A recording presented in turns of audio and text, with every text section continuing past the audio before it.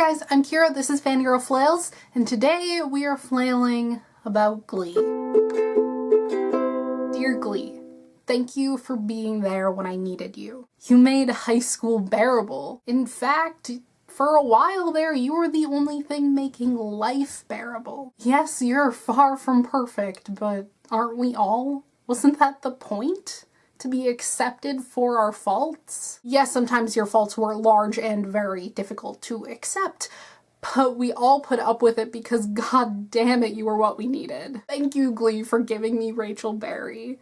Thank you for giving me this slightly chubby sophomore outcast who just wanted to belong and who believed she was immensely talented, when I was a slightly chubby sophomore outcast who just wanted to belong and who thought she was immensely talented.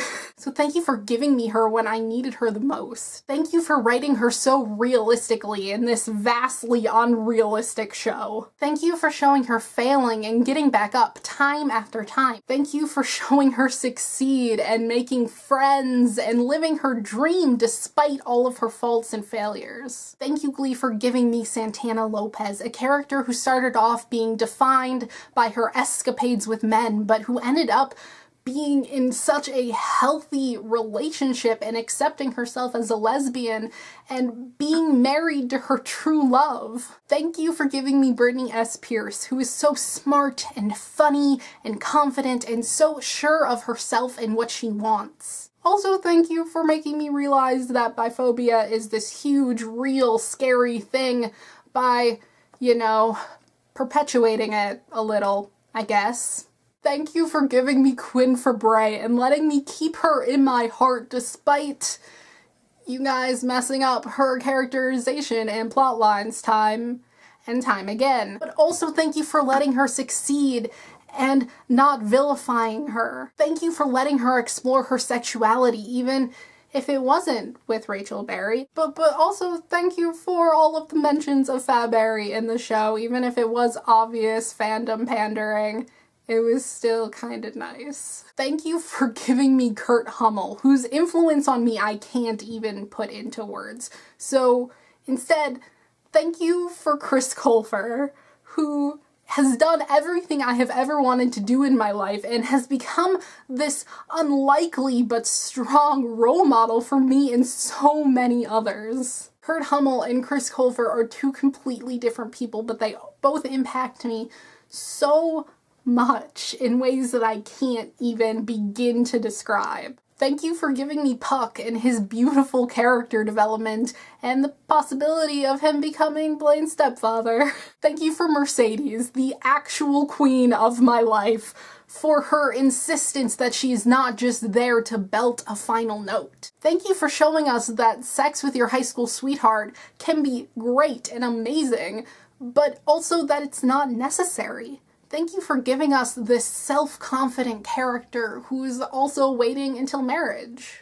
Thank you for giving us Sam Evans and his truly unique characterization. He's nerdy and accepting and has a total heart of gold, and he's something other than the middle to higher class type of student that we normally see on Glee. Thank you for giving us Artie Abrams, a disabled character who still got to do everything he wanted. Thank you for giving me ever-evolving Tina Cohen-Chang, even though I sometimes wanted to steal her from the writers and never ever give her back. Thank you for that Mike Chang plotline about his parents disapproving of his dream, because I think we all needed a story like that. Especially me and others like me who are also in their senior year, along with Mike and Rachel. Thank you for Blaine Anderson, whose warm-hearted characteristics just made me fall more in love with the show. Thank you for the Dalton boys over at Gay Hogwarts, even though I have no idea why I love them to the extent that I do.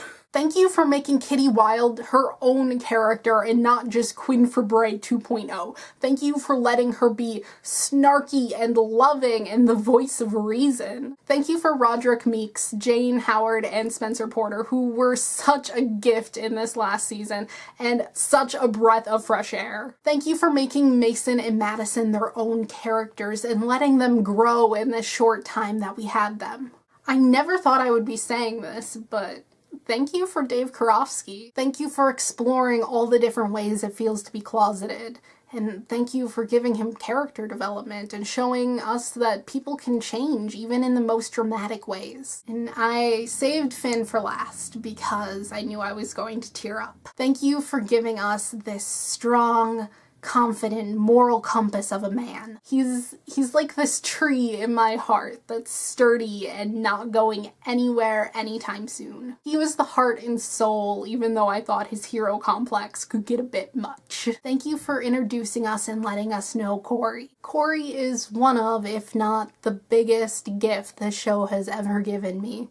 And so all of the show's faults and failures can be excused for letting me love Corey in the short time we had. Thank you for all of the fandom inside jokes and becoming self-aware and breaking the fourth wall. Thank you for giving me this fandom, this place for us to find our people and to explore ourselves and to be accepted and special. Thank you for giving me this constant in my life. Even when I watched sporadically or had to sit through what seemed like endless hiatuses, I knew you were always there. You prepared me for life outside of Glee, where the writing is less fun and people don't just break out into song. As the characters grew, I grew, and I have full faith that these characters are going to be okay. I don't know what I'm gonna do without you, but I think I'm gonna be okay. Thanks for watching. I'll see you next time. Bye. Today we're flailing about the books that I could possibly be reading in the month of March.